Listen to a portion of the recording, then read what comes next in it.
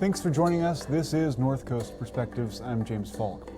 It's apparent this week in Humboldt County that two COVID hotspots have emerged, both producing new cases as well as the potential for further spread, even as their leaders do their absolute best to curtail that growth.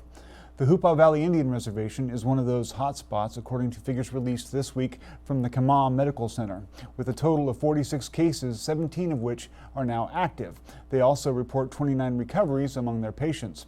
Like many Native American communities throughout the country, these figures illustrate how Hoopa has been hit disproportionately hard by the virus.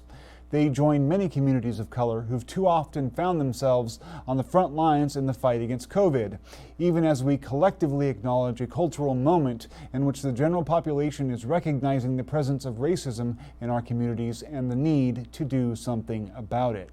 The other danger zone for Humboldt County these past few weeks has been Humboldt State University.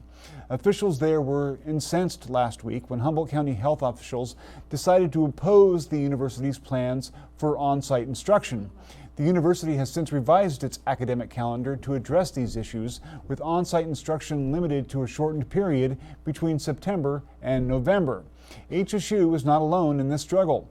Universities across the country are battling these same issues, with many deciding at the last minute to conduct their classes online after planning otherwise for months.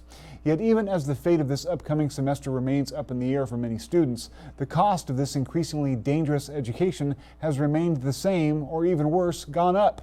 Given the sad state of our national reaction to COVID-19, none of these issues should be surprising. We now have collective momentum toward recognizing the long-term inequities that have plagued our nation for generations. These failures should crystallize for us the need for the kind of educational and healthcare reform that would make such disparate outcomes a thing of the past.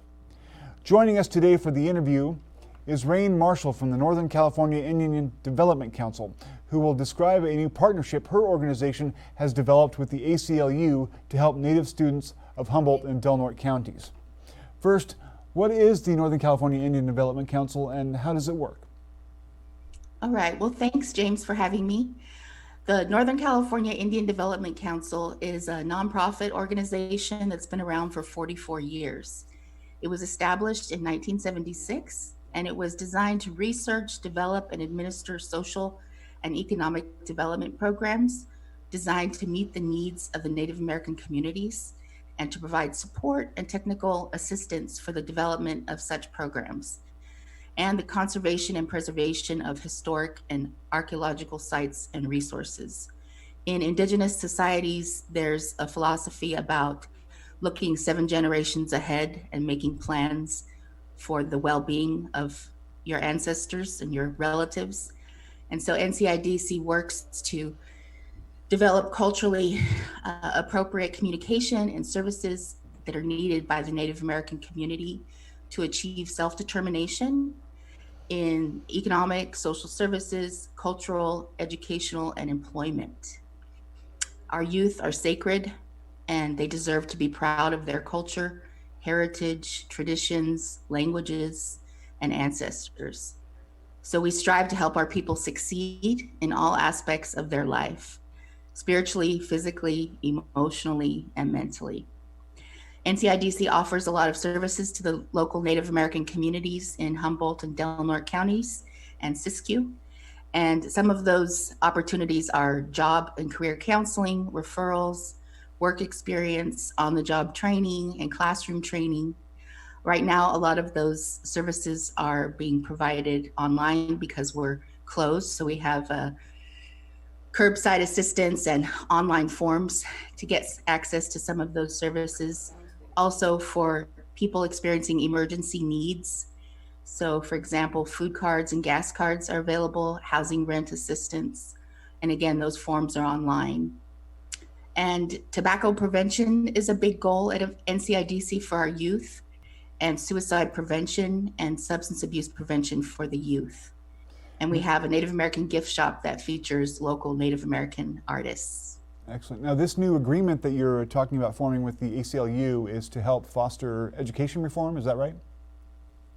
That's correct. Yeah. The project is called the Indigenous Education Advocacy Project, and it was 10 years in the making.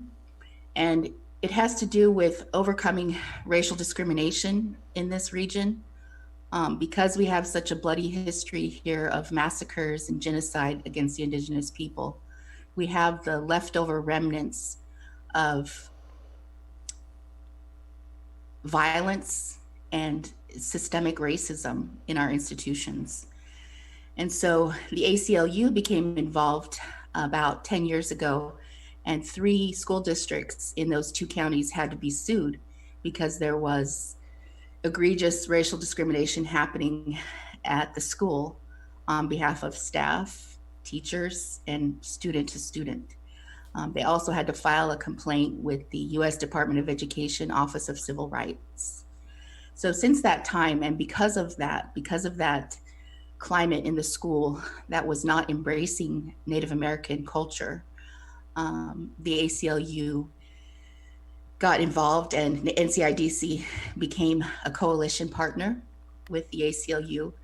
And now this position is trying to alleviate some of those disparities. For example, harsh discipline and educational equity. Yeah.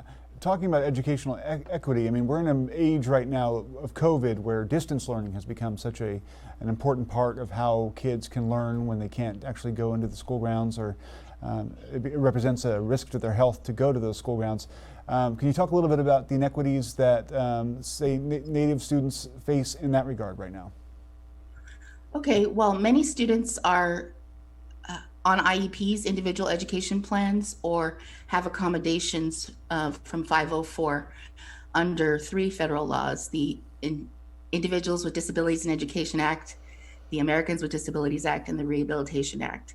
And so since March through June, a lot of those students didn't receive those services, such as speech therapy or occupational therapy or specific tutoring for reading help.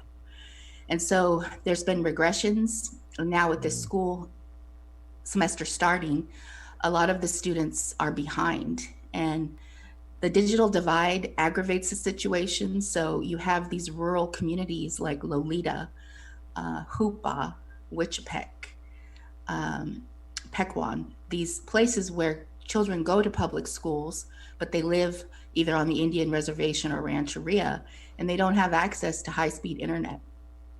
And they also don't have enough technological devices at home, like laptops, desktop computers, tablets.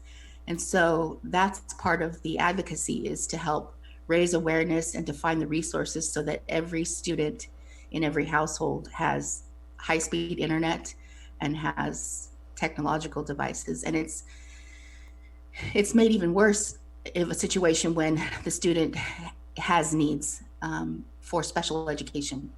And some of the schools are being very progressive in how they deliver those services, but some schools are still scrambling. And so we have the situation where students that have disabilities, learning disabilities, emotional disabilities, intellectual disabilities, are not receiving the services they need during this time of online learning. And that's not fair, and that's not equitable. And a lot of it has to do with income. And so some families, they just can't afford a device for every child, and some schools don't have enough to go out to every child. And so you have a disparity of access and delivery of education, and it's supposed to be free and appropriate and public. And so it's not free if parents can't afford internet at home. Yeah. If an entire group of people suffers from a lack of educational opportunities, like you've outlined, what are the likely long-term outcomes that we can, predict in their communities? Well, I think any advocacy with a child is going to create a long-term positive impact on their life that can create a better likelihood for their success, and also to help make sure that they avoid going down the wrong path. And I think that's where a lot of our Indigenous students, the schools are failing, because they have intergenerational trauma or historical trauma from surviving these massacres. I mean, there's whole communities of tribes that should be here that aren't here. And so I think that there really needs to be a focus on teachers becoming trained in trauma-informed practices and to make the school curriculum more reflective of Indigenous students' identity so that they're visible. Native American students' culture is visible and not erased, because it reinforces self-esteem. When you learn from your textbook and your teacher that there's only a few natives left on this earth, or you learn some misinformation or glorifying Columbus or other oppressive colonizers, you create a climate where Native American students don't feel accepted and they don't feel their identity is reinforced. Unfortunately, that's all the time we have for now, but I really appreciate you coming on and sharing with us about this important topic, and I'd like to invite you back at some point in the future. Okay, if anyone wants to contact me, it's rain@ncidc.org. Awesome. Thank you so much for your time. Thank you. Have a good weekend.